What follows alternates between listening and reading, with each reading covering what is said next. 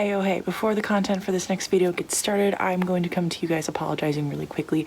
This content for the first half of this video was supposed to be for a different video. It was supposed to be for my week 3 Owls Readathon vlog, so if I kind of reference that or talk about that kind of stuff, that's what's going down.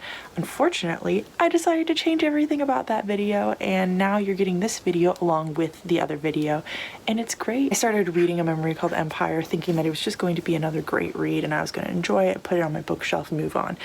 But pretty quickly on, I realized that this was going to be one of my favorite books of 2020, and so I wanted to respect it by letting it have its own video and let me vlog my experience of reading it so that you guys could understand exactly what this book is about. Without further ado, the video.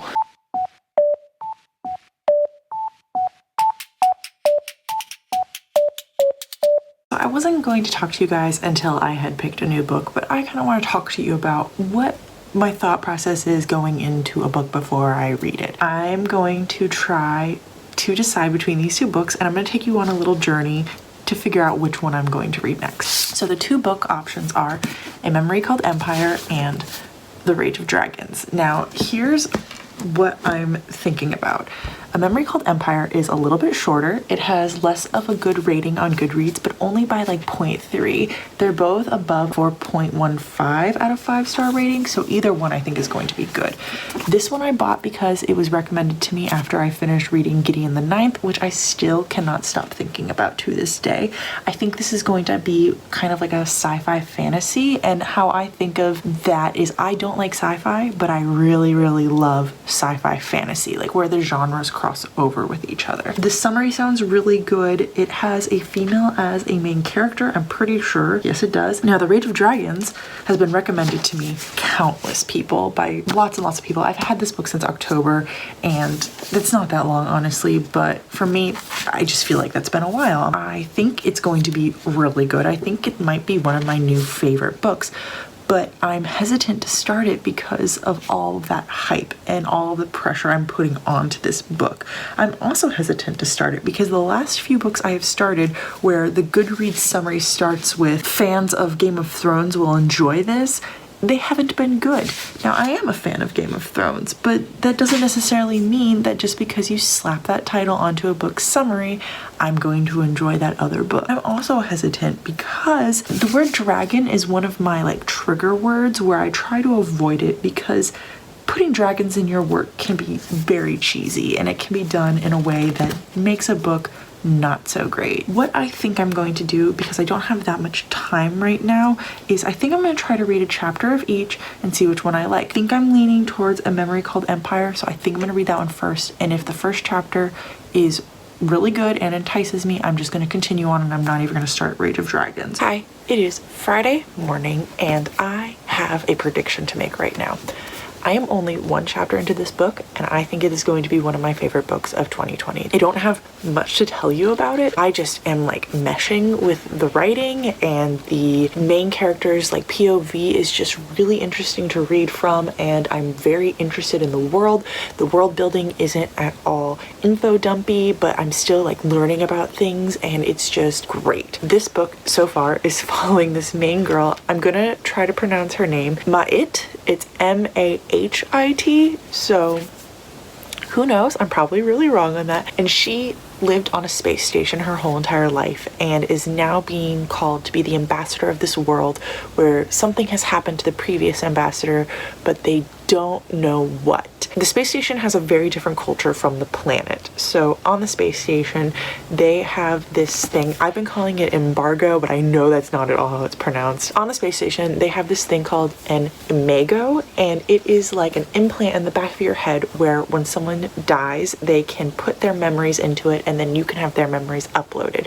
So she has an old copy of the current ambassador's memories in her head. It is about 15 years previous to present day. And so she and him are going down onto the world to figure out what has happened to him, whether he's been murdered or if he has been assassinated or if he died of natural causes or if he is missing, but to figure it out. And it is so interesting. The two of them have such a good back and forth, and it's really interesting to watch someone solve their own murder slash whatever happened to him. It kind of reminds me a little bit of the same feeling that I got watching Altered Carbon. So if you really like that, and it also gives me certain Black Mirror vibes, but the culture is very, very reminiscent of Gideon the Ninth. I could see how if you like that culture, you would like this one. It's very good. It's very sci-fi with many fantasy elements, and that's how I like my sci-fi. Anyways, I didn't even start Rage of Dragons because I read the prologue of this, and then I just finished chapter 1 this morning. I mean, chapter 1, the end of chapter 1, I'm already at page 38, so. Hey,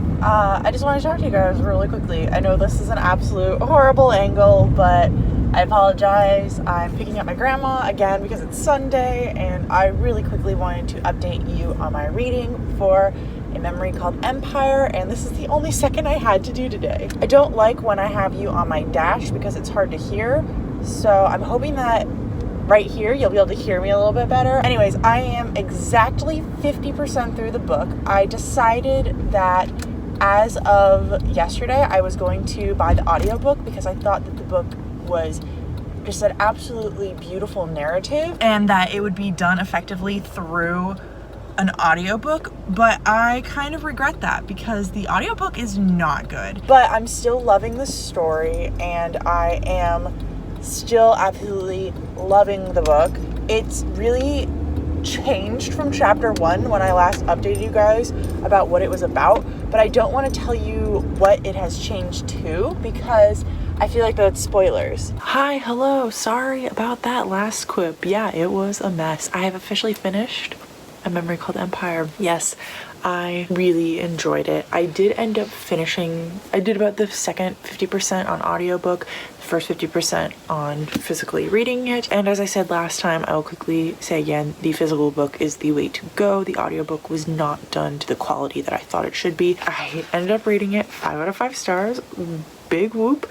I think this is one of the most unique books I've read in a long time. So what is this book? This book was a commentary on loneliness and desperation, immortality and longevity, on language and poetry, culture and colonialism, and taking over other people's culture with your own, differences between different types of people, and yet how we all have something core inside of us that is the same. Technology, it's about friendship, it's about passion and interests, and what brings humanity together and what separates all of us at the same time. It's about morality and what is good versus what is evil, and how that can change from person to person, and how that can change from groups of people to groups of people, and how even within those groups of people there are outliers, and there are people who can totally agree with a whole group one way and yet disagree with them a different way. And that is all about what the book is about, and yet I still haven't even discussed what the book is down to its core, because all of that is, yes, great, but the book itself is wonderful because it brings you all of these large questions in a very small plot. The story is of a girl who is a diplomat. She was born and raised on a space station and is now going to be the foreign diplomat on this planet. And on this planet, the diplomat before her has died spontaneously, randomly. No one really knows what's going on or why it happened or what caused the death, and no one's really telling her much about it anyways. She goes there. It's a place that she's always wanted to go. This planet is a vast world that is expanding throughout the galaxy and is trying to take more and more people into its grasp. And she is faced with this mentality of trying to understand this planet, the differences from what she thought it was going to be, coming to terms with how much she loves this planet and how something that is taking over everything is still a culture that she can appreciate and love her entire life.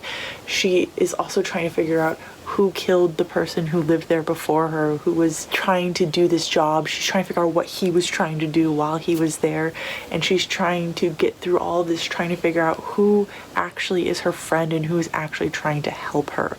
There's lots of really cool technology. There's a lot of really cool elements of culture and language that are encompassed in this world. As I mentioned previously, there is this technology that she has that allows her to have her predecessor's memories inside of her own head, and that is a huge part of the book.